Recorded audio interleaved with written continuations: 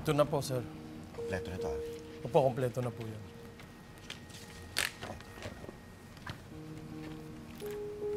Easy. Okay. Sir, ito pa po yung karagdagan po, sir. Makikiingat na lang po. Kompleto na rin po yun. Salamat, Oliver. Sige po. Sito po ako, sir. Sige. Salamat po.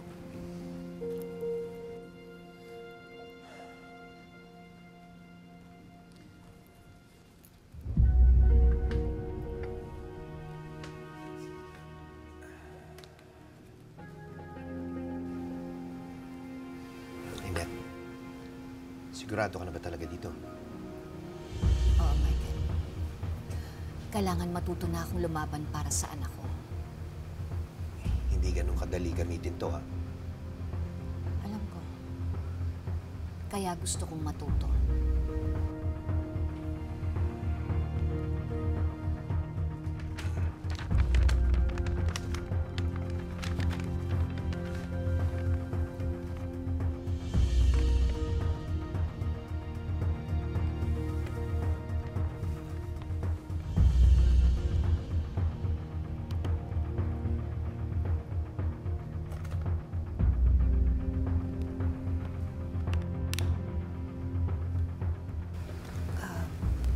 Michael, meron sana akong gustong pakiusap sa'yo. Kung pwede sana, sa atin lang to. Huwag mo na sabihin kahit kanino.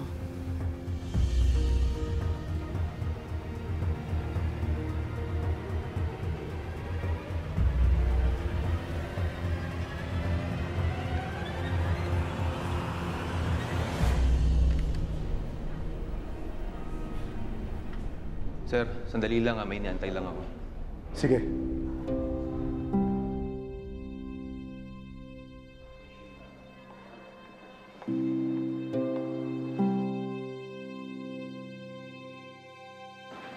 Hi, Zoe. Ang ganda mo naman.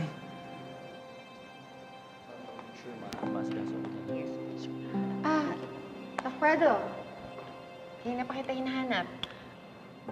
Napuntahan mo na ba yung patient sa 402? May referral sa Yuri yun. Hello? Sorry, Dr. Tanyag. Medyo na-distract lang ako sa ganda mo.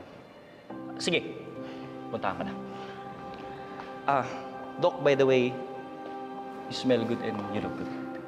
I mean, matagal na naman, pero mas mabango at mas maganda ka na today. Ikaw talaga, napakabolero mo. By the way, nag-lunch ka na ba? Gusto mo sabihin na tayo? Sorry, madami akong ginagawa eh. Pero, later dinner, baka gusto mo kami. Talaga? You know what? Ngayon ko yung na-realize.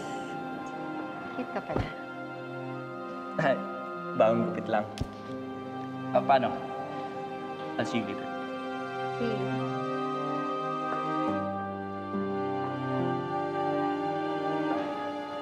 Zoe, sandali nga. Ba't ka makikipag-date sa lalaking yan?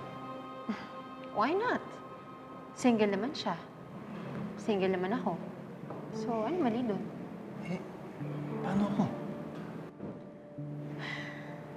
Dax, pinag-usapan na natin to, di ba? Baka nga, hindi tayo meant to be. Ang hirap naman kasi ng gusto mo eh. Wala na ba akong pwedeng gawin para maging tayo? Dax, isa lang naman yung gusto ko eh. Yung lalaking gagawin yung lahat para sa love. Kaya lang, hindi ikaw yun.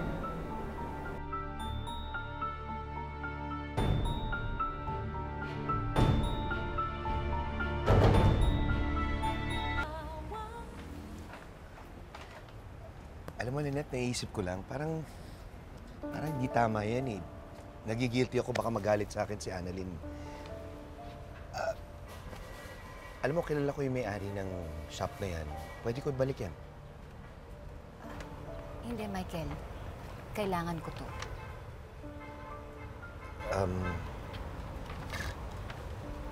Dito naman ako anytime na kailangan mo ng tulong eh. Balikan natin yan. Michael, baka mamaya madamay ka pa. Hindi na. Tsaka isa pa, nandiyan naman si RJ. Ano bang plano mo, Lynette? Makikipagrelasyon ka ba kay RJ ngayong wala na si Carlos? Michael, hindi naman nanliligaw sa akin si RJ. Oo, hindi pa. Pero kilala naman natin si RJ. Naghihintay lang yan ng tamang panahon. He likes you. Ikaw ba? May gusto ka pa rin sa kanya? Hindi naman nawala, Michael eh. Kahit na ilang beses kong kumbinsihin yung sarili ko na masama siyang tao, sinungaling, manluloko. Wala si RJ talaga eh.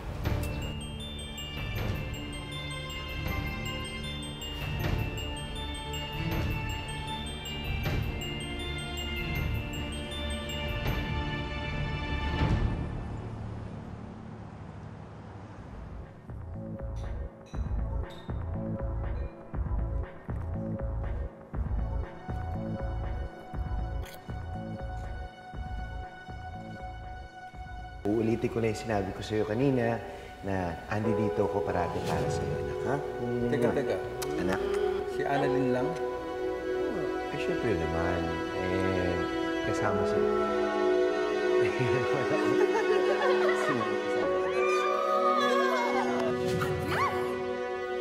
Para sa'yo.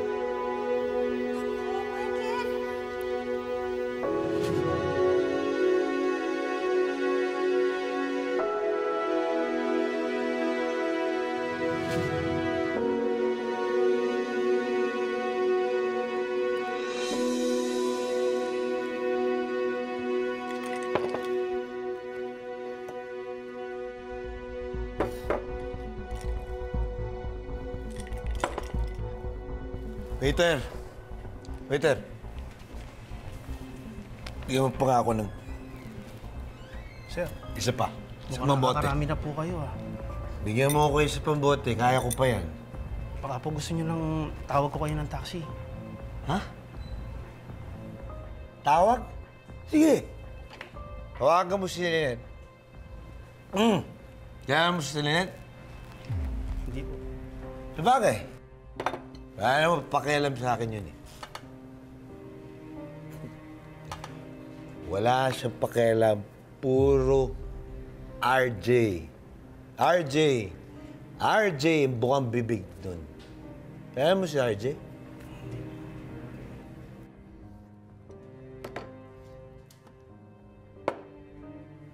Binigay ko ang lahat. Sa kanya, sa pamilya niya, sa anak niya. Pero wala eh. Alam mo yun? Baliwala lang. Alam mo ba? Alam mo ba pakiramdam ng doormat? Doormat. Alam mo ba doormat? Opo. Doormat. Di ba? Andyan lang yun eh. Yan. Yan. Doormat. Naapakapakan parati. Nagpapaapak naman tayo. Naghihintay na ma-appreciate ka. Pero, wala siyang pakialam sa doormat. Kuha mo ba? Sir, tama na ho. Naiintindihan mo ba ako?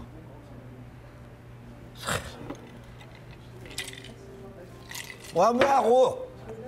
Tama na ho, sir. Kung gusto nyo, kausapin nyo na lang po yung Lynette para matapos na po yung problema nyo. Alam mo, wala kang kwenta kausap eh. Kunin mo nga yung bill ko. Yes, sir. Bad trip to.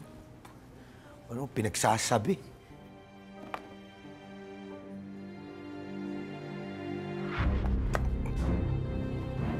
Ang lakas siya uminom. Hello.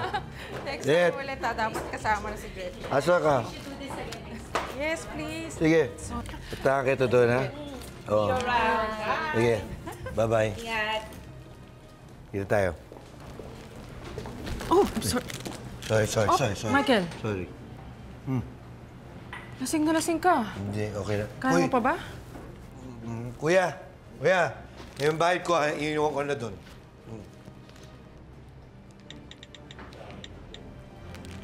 Hello, Denise.